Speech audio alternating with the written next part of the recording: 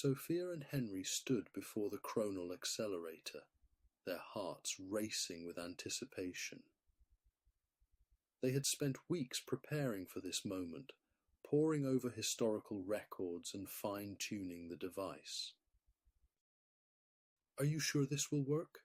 Henry asked, his voice laced with a mix of excitement and trepidation. Sophia nodded confidently. "We've run countless simulations. The accelerator will create a stable wormhole, and we'll be able to observe and interact with the past." Henry took a deep breath. "Let's do this." Sophia entered the coordinates, and the device hummed to life. A swirling vortex appeared before them, its edges shimmering with an otherworldly energy. First destination, Ancient Egypt, 1350 BCE, Sophia announced, her eyes sparkling with excitement. Without hesitation, they stepped into the wormhole and vanished into the depths of time.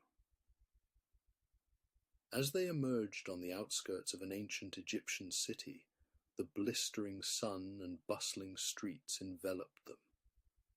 Sophia and Henry exchanged awestruck glances, their minds reeling with the implications of their journey. But their excitement was short-lived, as they stumbled upon a scene that would change everything.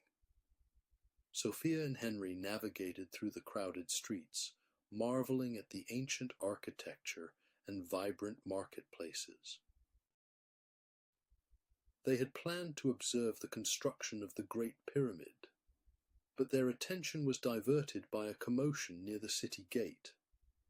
A group of guardsmen surrounded a young man, his hands bound and his face bruised. Sophia's historian instincts kicked in, recognizing the significance of the scene unfolding before them. "That's Ani, the son of the vizier," she whispered to Henry. "He's accused of treason against Pharaoh Akhenaten." Henry's eyes widened. This could be a pivotal moment in history. Let's observe and see how it plays out. But as they watched, Sophia felt an inexplicable connection to Annie, a sense of urgency that she couldn't ignore. "We need to help him," she whispered to Henry, her mind racing with the consequences of intervening. Henry's expression turned skeptical. "Sophia, we can't interfere with historical events. We're here to observe, not participate."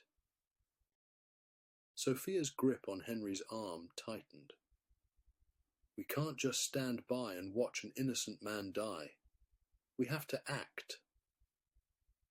And with that, Sophia pulled Henry into the fray, setting in motion a chain of events that would alter the course of history forever.